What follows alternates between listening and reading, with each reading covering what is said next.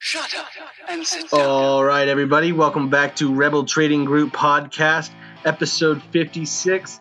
Today's date is December 24th, 2018. It's Christmas Eve, everybody. Merry Christmas. My name is Nathan Oliphant, and with me, as always, is the gluten-free gingerbread cookie eating Jason Bessing. The gluten-free gingerbread cookie eating Jason Bessing. I didn't eat any gingerbread, man. Don't forget it. Merry Christmas. Merry Christmas to you, man. It's almost here.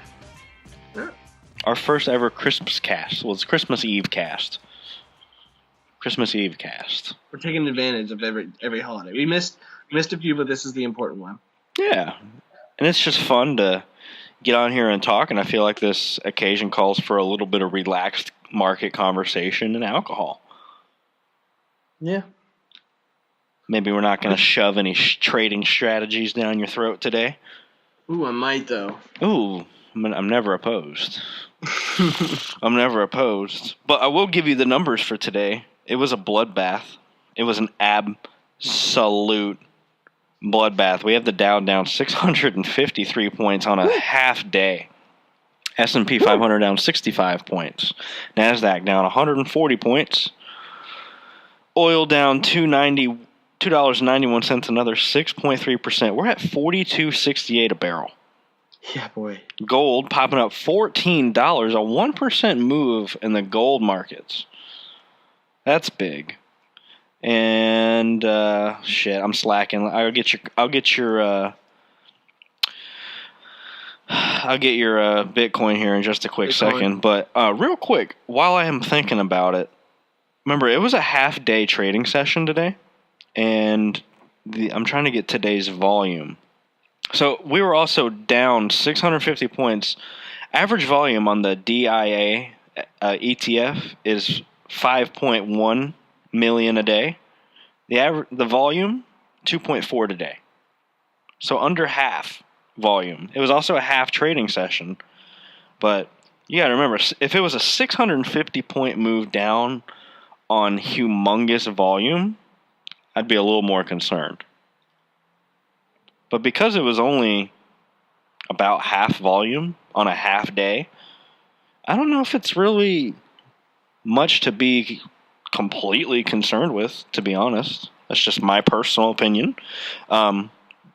If you give me just a quick second, I have Bitcoin being pulled up right here. There it is. We're back over 4,000 at 4,032. She dipped down. She was a little bit higher earlier, but up 2.6% for the day. Funny story, everybody else is up and having a nice green day in cryptocurrencies, except for Bitcoin Cash at 183.18, down 6.3%. Good for it. But yeah, I wanted to just check the volume, and I'm sure the SPY ETF is going to mimic the Dow in volume. Let me pull that up just to confirm. Yeah, average volume 95 million. Volume today was 51 million. So that's about half. So I wouldn't want to be too concerned. However, well, if it's a half day and it did that, do you think if it had a full day, it'd been worse? I don't know. Or would it have just been bounce back up? We do seem to get a lot of second half things going on. I've seen it. Fourth quarter. It's fucking terrifying. Yeah. We have had a lot of like 600 point sell-offs and then rally 300 points. It's like, oh, we only closed down 250 points after being down 600. We've had a lot of volatile moves, but sharp moves nonetheless. Always to be down. And then a quick bump up. And then a little bit more down. So do you think this is a good market to be short in rallies? Oh, dude, I'm thinking about it. Well, I mean, there's no rally now to short. Yeah, no, I know, not now. But maybe Monday, Tuesday, Wednesday, get a 200-300 point swing up. Dude, I'd wait after that and then short it. The trend is your friend. That trend is trending down for a bit. Trend is until the bend at the end, my friend. What about? Sorry, go. When do you start buying? That was actually a question I wanted to ask you. But if you want my personal opinion, and this is something I kind of like, I might start to sound like a broken record. but I feel like it's important to put myself out there. I think that this is a good time to accumulate your favorite blue chips, your favorite stocks, the ones that you have faith in, not your quick trades, not your chart pattern triple bottomers, but those core holdings, those strong dividend payers over a 5 to 10 year outlook. I think this is a good time to pick them up because every single one of my favorites is now on sale. We're back to 2016 prices on some of them. Yep. And that being said, I feel like we could also have some potential move down. So I feel like it's a good time to add on, but not a good time to load up or double down. I'd say pick some up and then watch. Watch with one eye. Buy 50 here, pick up 10 more here, pick up 100 here. Whatever your strategy is, whatever core holdings you're looking at. There's a lot of shit on sale, dude. And I'm seeing a lot of dividend yields go up to 6-8% on normal household names. AT&T, dude. Can we talk AT&T for a fucking second? Yeah, man. What's the dividend yield on that right now? Well, first of all, let me get a price on it. I'm going. I'm on it. $27.39. Oh boy, get some more. Let's get some stocks. So let's let me pull up 3% today. Holy moly. Let me pull up the actual dividend itself here. So right now the current cash dividend is 51 cents per share paid out quarterly. So 0.51 times 4 is 204, right? 2.04 is what percent of 27.36? I can put that into that. That is 7.4561%. And that's a 7.45% dividend on AT&T right now. One of the largest companies out there. And that's just T alone. I mean, give me another blue chip. Give me one you don't know anything about the price about right now. Here's Pepsi. Okay. I'm going to go with Pepsi. Okay, go ahead. Ooh, this might not be a good example. Okay, then do Caterpillar. That might not be a good one either. Ooh, I don't know. That's a little more cyclical. That's the problem. Let me pull up Caterpillar right here. Not a great day for them. Mm-hmm. Not a great 3 months. Yeah, they're following trend.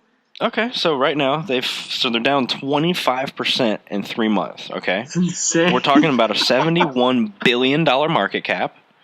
And give me just a quick second. I'm going to pull up her dividend. And remember, if you're ever interested in pulling up the dividends, I'd recommend the NASDAQ site.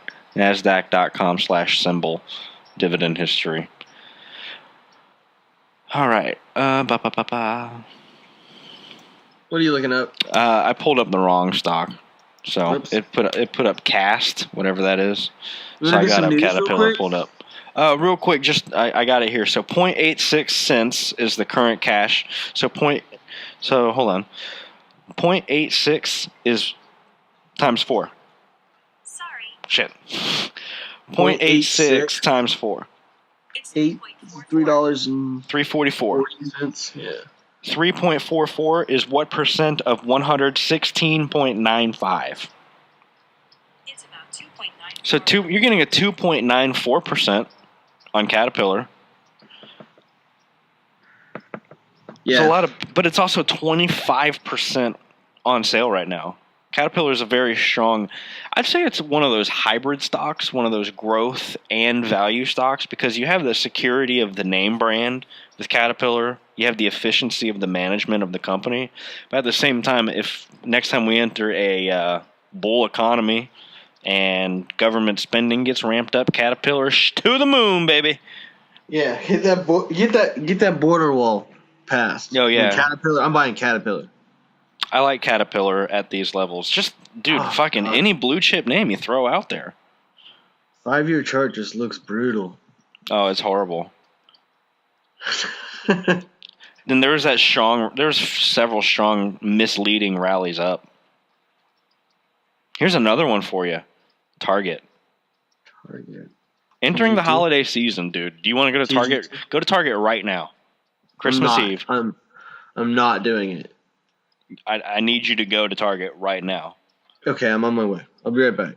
Let's talk about their year. They're only down 3% for the year. But, dude, they touched Whew. They touched Holy fucking moly. the 90s, I believe. The low 90s. Good Down to God. 61%. Or $61. Look at So, that and I know 5-year. that they actually hiked their dividend. Look at that 5-year. Ugh. That's just the worst They're graft in the world. caught up in the retail mess debacle, I guess is a good way to put it. So right now, let me pull up theirs. So 0.64 is the current dividend payout ratio. So, or 0.64 times 4. The answer is 2.56. 2.56 is what percent of 61.55? The answer is about 4.16% on a target dividend with the 30% discount. I mean, How much was the dividend? 4%, 4.16. Wow. Dude, just about any blue chip out there, I'm telling you. Especially some of your favorite brands. Do you think you should wait till you find some support or some more I think it's a good time to start leaking out some of your cash position into some equities. I don't think it's time to double down and get too ballsy. But what about I don't your know cryptocurrency view? It's the end of the year. That's 1 year of crypto. That's some people's outlook when they buy crypto. When you say, like, how long are you holding it for? Some people's answer is, I don't know, maybe a year or two. What's your outlook on crypto? It's the end of the year, man. I think it's going to pop back up. I think So it's what? if I 7,000, got to call a 8,000, price, I double think to we 8? can get back into the 7s and 8s by next year. I think that a lot of the FOMO is gone, a lot of the weakness is gone, and the hodlers are still here. I still think that there is demand for Bitcoin, and each and every day more and more companies are getting onto the blockchain hype. The technologies behind the cryptocurrencies, especially something like Ethereum. So I'm holding Bitcoin indefinitely until further notice. I'm keeping my portfolio between 2 and 3%. Not much. Consistent 2 and 3%. Consistent 2-3%. I doctor it as the markets go and as my portfolio grows around it. So I doctor it up. But once it goes above 5%, I start to shave some off. I don't want it to dominate too much, but I really just want enough just in case it does do what we think it could do. Just in case there's that potential opportunity. Let's just say, Nathan, it does go back to 25,000 in 2 years. And it does another quick rush. I want to have already been there. I want to have my average cost basis 3,000-5,000 range. So yeah. I'm holding it, and I'm only keeping it 2 to 3%, and I'm keeping it low on purpose because I also think that it could just be wiped away, brushed to the side. Goodbye. Put it right on top of Tulip Mania. So I want the sticker on the tulip. So I'm just being smart with it. I'm not trading it. I'm buying hold, and as it starts to dominate or be weak in my portfolio, I doctor the position size as desired. I think I might just put whatever I have left of this year, just put it into crypto and then just start saving and buying equities. I don't hate that idea. You know what I mean? Do you have a few companies on your? It is Christmas time, so do you have a few companies on your wish list that you could pick up? Do you have like your top 3 that you're looking to get? If the money was right. Look at Prudential with me. Is that PRU? I think so. It's Prudential Financial. I'll read what they do. Ticker symbol PRU, you're correct. They provide financial products and services, including insurance, annuities, and mutual funds, and investment managements. to both individuals and institutional customers. You've seen the commercials for Prudential. Oh, yeah, they have that, like, cliff. It's like the logo. It's like a cliff. Like a stock. It's like the Bitcoin drop. Yeah, their 1 year, their PE ratio right now is $4.77. Slow. They make fucking look at their fucking earnings, dude. They're growing. Look at it. Steadily. A quarter. Look at that, a quarter. It's about $3 a quarter right now. Isn't that insane? And their stock is just fucking tanking. Hold on, and I'm trying they to pull up. pay a 2.6% dividend. So hold on, what's their? I'm pulling up FinViz on them. I'm gonna try and get their earning estimates for next year. Okay. Because you're right, the fucking PE is something like that would be trading at like a 70 cents, made 70 cents a share. You know, this stock. No, we're talking much past higher. year's down 31.5%. So that's 31% off. So what's the problem here? Let's check it out. Let's look at some of my favorite metrics. First of all, we got Jason Bessing Instametrics. the dividend is 4.59%. I like that. Okay. Massive. That's massive. There seems to be more upgrades than downgrades. PE, I have at 8.6 here on FinViz, but the EPS is $9.12. That's immaculate. What? Say that again? EPS is $9.12. That's next year. insane. Sorry, next year is $12.96. The On last a $76 stock. The last 12 months was $9.12. Okay. The next EPS is $12.96. It's gonna Jesus so it's Christ. expected to grow its earnings by 30. That's over 30%. EPS this year increased 15.9%. EPS over the past 5 years is up 60%. Very low insider ownership. Very high institutional ownership at 66.3%. Hey, why don't you explain what EPS is real quick again? EPS is your earnings per share. So I always like to use the example of Walt Disney World. And then let's use something like I'm using like CLCT, the Collector's Universe stock with $100 million market cap. So you're talking 150 bill versus 100 mil. Okay. So if Disney came out and said, we made $6 million this quarter. Well, that means different things for different companies. Disney makes $6 million. That's not a lot of money. But if Collector's Universe with $100 million makes $6 million, that's a lot of money to them. So in order to kind of boil it down to a simpler way to look at it, it's expressed in earnings per share. So it's a way to measure your return on your investment.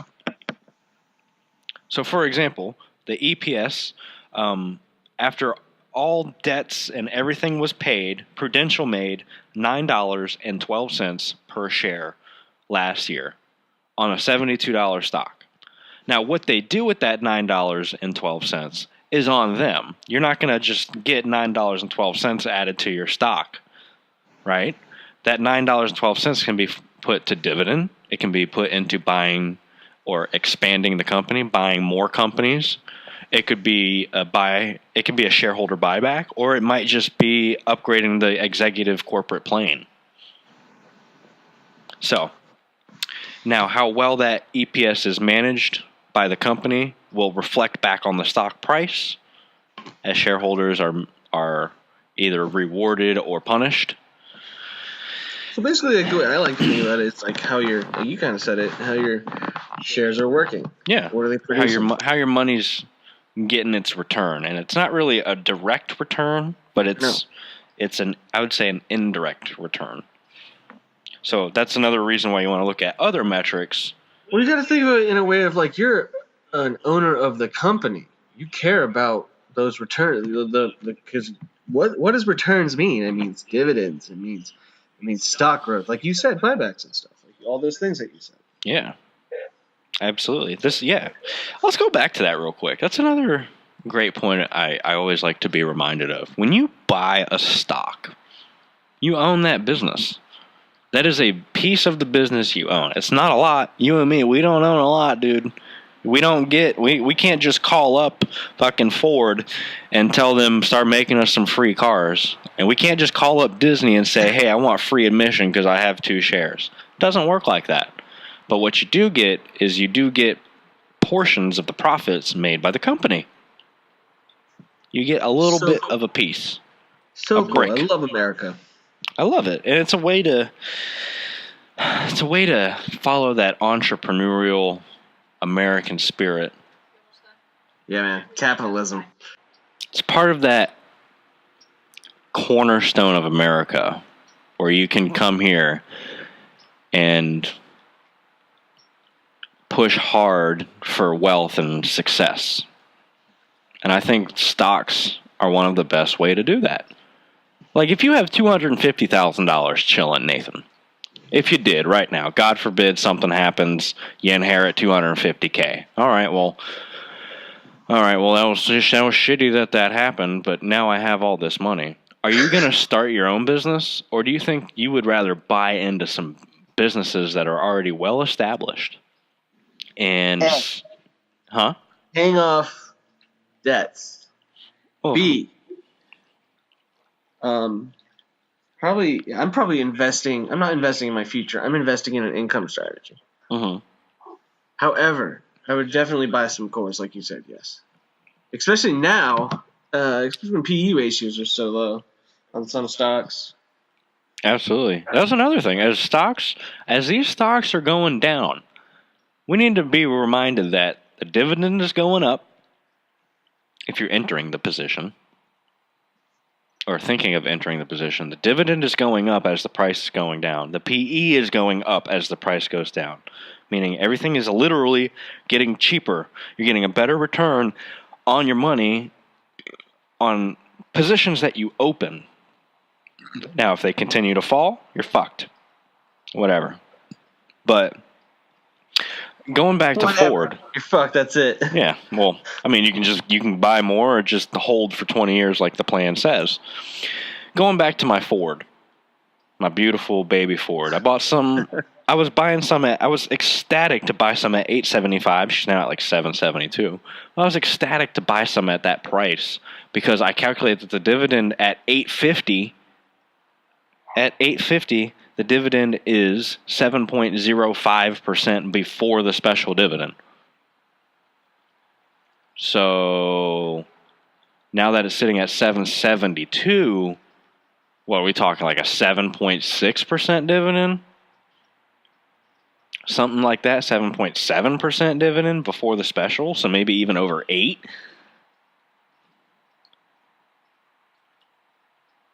Where are you going to get 8% return on your money? Fuck the stock price. 8% cash return? Are you kidding me? Where else are you going to find that? Are they going to be doing that for another 5 years? What do you mean? When did he say that? That the stock was secure for like a long time. The CFO. The dividend? The dividend was secure, sorry. Nobody has said that. It's just common thought. A lot of articles always state that they have the sustainability due to their large cash reserves. But one of my things that solidifies that Ford dividend is the family of Henry Ford is still heavily involved in the company, in the operation of the company. They're very efficiently run. They've never declared bankruptcy. Only Ford and Tesla have never declared bankruptcy. And like, I firmly believe in their products. Like, I love my Ford vehicles. Love them. So I think things like that. And if you can get shit you like, the stocks that we love. Dude, you know who else is on sale? Fucking Amazon. Amazon, wow. Pull up her chart. Okay. She was at 1343.96. She was hitting 2,000. Dude, she was well above 2,000. She was at like 2020. Yeah, it's just around 2,000. She's down like $700 from her highs. You don't just Still up do that. 14% for the year. That's crazy. Down 30% in the last 3 months. 16% insider ownership. Of Amazon? Yeah. What the fuck? I've never looked at her on FinViz, but check this out. I'm gonna go off some of our favorite metrics here. Insider ownership, 16%. Shares outstanding, 509 million. Shares in the float, 409 million. So there's 100 million shares that are being withheld. I like that. Maybe they're doing a buyback. I don't know. EPS next year, so the past 12 months was 16.25. Next year, we're looking at 26.69. So that's a 34.89% gain.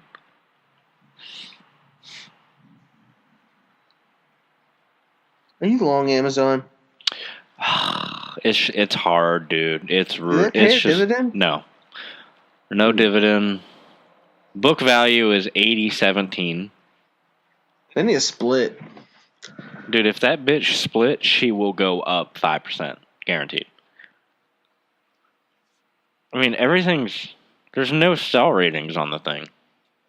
Buy, outperform, overweight, outperform, overweight, buy, overweight, buy, outperform, buy, outperform, overweight, buy, outperform. What does overweight mean? Put more of it in your portfolio than you should. Overweight your portfolio in it. So if you use... Is that really what that means? Yeah, if you use simple portfolio theory where you should have about 20 to 30 stocks between 3 and 5% each and not hold more than that. If you use that kind of basic thinking, they're saying that you should overweight that portfolio with Amazon. So maybe instead of 5%, do 8, 9. I mean, it's ballsy. It's a ballsy thing to say, but that's from Piper Jaffray. That's that. Morgan Stanley has it as overweight. Piper Jaffray, Barclays. You know what's funny? I saw Bank of America downgrade Goldman Sachs a couple weeks ago. Like when one bank downgraded another bank. I kind of laughed. It was kind of like just like a fuck you. Like, what is Bank of America going to come out and say, like, Goldman Sachs seems to be the leader in the financial realm and far superior to any of the competition. So I got another one for you. Okay. And this is just what do you think about financials right now? Ooh, what do you want to do? You want to do me or you want to do you? Do me. All right, bitch. I'll do you. Roll over. Oh. Financials are rough, bro. Yeah, man. They're rough. We were touching like above $30 a share on XLF, right? And now we're in the 24 realm. 22.31, excuse me. It's it's hard, dude. I was talking to somebody, and I heard the idea that someone said that has the recession started, and I think it might be, it's either too early to tell, but I don't think it just starts off like the stock market just taking a correction. Because like with a recession, you gotta have like the economy slowing down as well, the economy receding, right? Well, before you go on, I heard a statistic, something along the lines of the stock market acts 6 to 8 months before the economy does. Damn. Maybe. So, like, when they're looking at... So, a good example of that, or a good point to illustrate with that, was when the Fed Reserve minutes came out, or not the minutes, but the Fed Reserve meeting and the rate announcement came out. The market basically knew that the rates were getting hiked. It was what he said, what dictated the the sell-off. So it was the fact that he said that we are looking at 2 more rate hikes in 2019. That's what caused the market to go down. And the rates might not get hiked for another 6 to 8 months. It might be March, it might be June, it might be like September and December again. I don't know. But I think we're going to go back to a period of the Federal Reserve is going to dictate how the market performs. I don't think Trump wants that. Oh, absolutely not. He is livid. You've seen all this shit in the news. He tweeted today about how the Fed is the only problem with our economy. Yeah, I don't like that. And there were rumors saying that he's going to fire Powell, but even Mnuchin said that he never once stated that he would fire Powell. And he's like, I don't believe it's appropriate for me to say something like so. Something like that. One thing I wanted to get with you about. There's certain times in everybody's life where there's certain opportunities which are kind of going to define if you're going to make it or break it. And for a lot of people, that might be like a job opportunity or going away to college or being a foreign exchange student program, something like that, an internship, so on and so forth. However, a lot of wealth is created in a recession. So that being said, do you think that this market correction is, if it continues, will be one of those defining moments as we could have bought stocks when it dipped down and the market crashed in 2018 and 2019 and emerged victorious? Like how Bank of America it doesn't have to be wrong and use your method of just accumulating right now. That's what I'm saying. So like in 2008, Bank of America was trading at $4 a share. Gimme. I'm talking shit like that. Coca-Cola, $21. We're not anywhere near that, but I'm starting to see some attractiveness in a lot of stocks. Here's the thing, and here's like kind of where I put the cap on the candle here. I like the falling knife theory. If like you don't want to just catch a falling knife because it's going to cut you on the way down. But like you want to catch that bottom. You want to like tell people I bought. I mean, it's not just the glory of it, but it's just the logic behind the satisfaction of greed of buying at the bottom. But like the more patient investor sees an uptrend and then starts buying. Yeah, absolutely. A more patient investor, and I'd say also a lot of traders, they wait for the confirmations on Wall Street to make the move. Yeah. From what my personal experience has taught me, and also mentioned in Peter Lynch's book, One Up on Wall Street, you want to be there before Wall Street is even thinking about it. Because when Wall Street gets to it, it's going to go up. So you want to try to identify and have things before that happens. So let's say you're accumulating your stock slowly and very painfully. Everything just keeps going down, but you're getting lots more shares for less money now. Like what you used to get for 20 shares, you're now getting 26 shares. Stuff like that. And you're able to load up, accumulate, buy, stack on stack on stack on, and compound. By the time the market is ready to go back up and that money flow starts to come back into investments and the economy starts to fire on all cylinders once more, you'll have already have been there. And those 300 shares of XLE are now just going up in a bull market. And maybe your cost basis was 46 and you sit at 54 in 3 months. Yep. You want to have already been there. So, the problem with that, it's fucking painful. I'm getting hammered, but I have long-term outlook. I'm getting hammered on my shit, though. I think everybody is at this point. But I'm actually continuing every few days to put a little bit of money in my account and just grab a piece of these dropping markets because I want to have already been there. If the market turns around in 2 months and this all gets shaken off and this is just a correction, so be it. But if we enter a recession, I seriously think we are on the verge of one of those defining moments where we can get greedy and be rewarded for it. Like people who did so in 2007, 2008, and 2009. Hell, even through 2012, when what the fuck are you doing in the stock market? That economy's so shitty and blah, blah, blah, blah, blah. It's long-term outlook. It's part of the cyclicality. And if it never rebounds, then we got bigger problems to worry about. If the stock market never rebounds, Nathan, that means Target's going out of business, Ford's going out of business, General Motors, General Electric, ExxonMobil, everything's just going out of business because every stock is going to zero. That's what would have to happen. So I don't think that's the case. I just think we're going through a bear market, and I think that we are on the verge of a defining moment in our financial lives.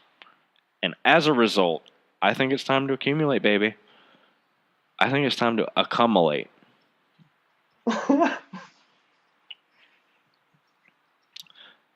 I kind of want to end it with one more thing. Okay. I'm just going to say the words, and I want you to give me your opinion. Okay. Santa Claus rally. Fuck a Santa Claus rally. He ain't coming to the New York Stock Exchange or the Chicago Mercantile Exchange, that's for fucking sure. Who the fuck invited Santa Claus to this rally? This is a Grinch rally. This is the Grinch rally. You know, we are on... there was an alert today, CNBC. Worst Christmas Eve ever. On top of that, this is also the worst December ever on history. I'm about it, though. Nathan, the Dow was at 272. It's at 217. Hey, it hit 25,000. You were really excited about that. For the first time. Dude, that shit was crazy. Gonna do it again. That was... I remember people at the stock exchange wearing hats that said Dow 20 thou. I remember watching on CNBC and we were at like the 193 mark and people were wearing hats that said Dow 20 thou. And now we're fucking... We're almost back to where we were. Like I said earlier in the podcast, some of my stocks that I've been watching over the few years, we're back to 2016 prices. Let's get it. I'm about it. What about oil? Can you pull up a USO chart? I can pull it up on my phone.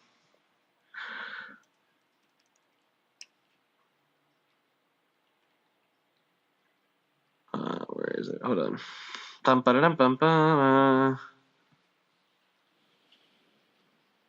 Oh, that chart. That is one of the worst downtrends I have ever seen on a commodity ever in the history of my life. Oh, my gentle Jesus. What happens with, let's say, like, worst case scenario, oil becomes, like, dry. What do you mean? What happens to the price of oil?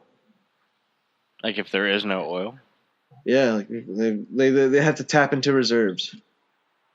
Price of oil is going to skyrocket. $9. Well, you know that's what they do to it. What they do to adjust this shit, to adjust the price of oil, is they cut their outputs. They cut how much they're putting. That's when OPEC meets the global community of oil producers. And they all meet and they say, all right, yeah, we have 2 million barrels. Well, we have 7 million barrels. Okay, we're going to stop production here. Okay, you guys can ramp up production. So eventually, dude, I guarantee you production has fucking halted, son, to rebound the prices here. Clearly, there's a huge oversupply in the market, lack of liquidity from the Fed. They're just pumping out oil. I love it. It's one of those things. It can't go to zero, dude. It will never go to zero. USO cannot go to zero. I hope it does. It won't. Because it's gonna get bailed out. It's gonna get bailed out, and then the fucking price is gonna fucking skyrocket. Yeah, oil. That's what I'm saying. Oil. Buy it cheap. USO will not get delisted. What's the triple leverage funds? There's a few. WT. I prefer DWT. I'm not sorry, UWT. Yeah, the long crude oil. Trip Lev, dude, she's at 753. Dude, sell that fucking put. Oh my. It's not optionable. What? It's not optionable. What? That's you just crazy. have to buy 100 shares, create your own option. Can't sell no Synthetic puts option. on that. What the fuck's an option if you're not getting the premium?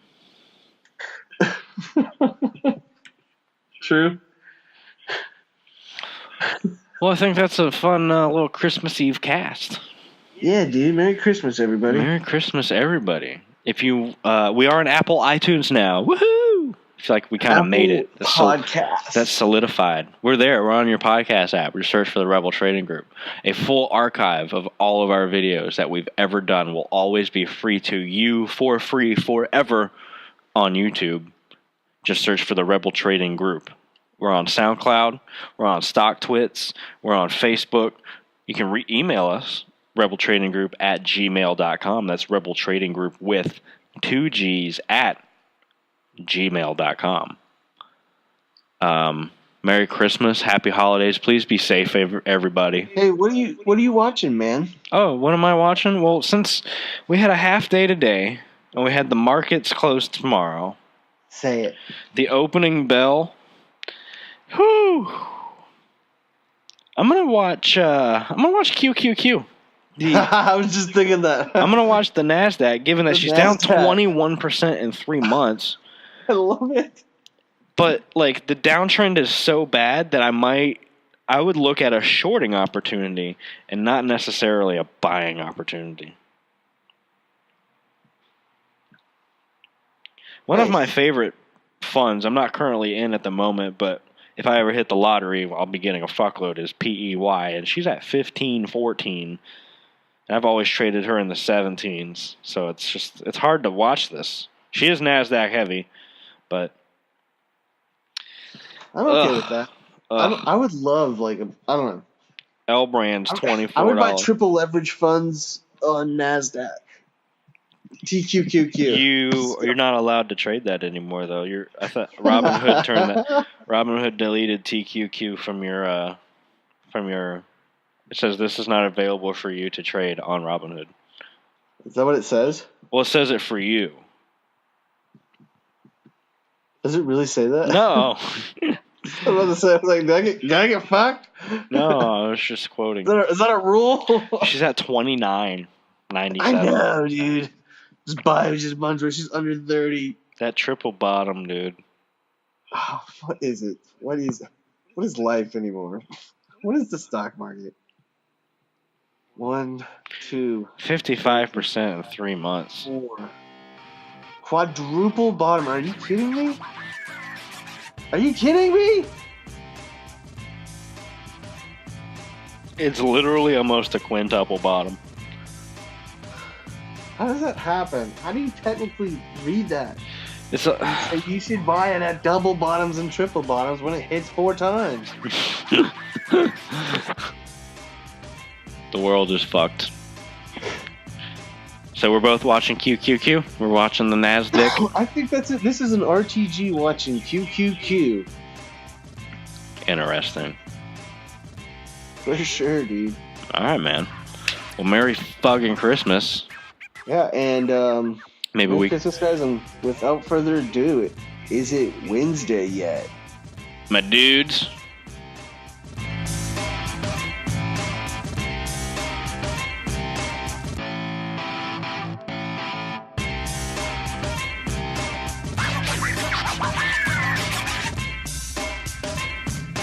Romantic, isn't it?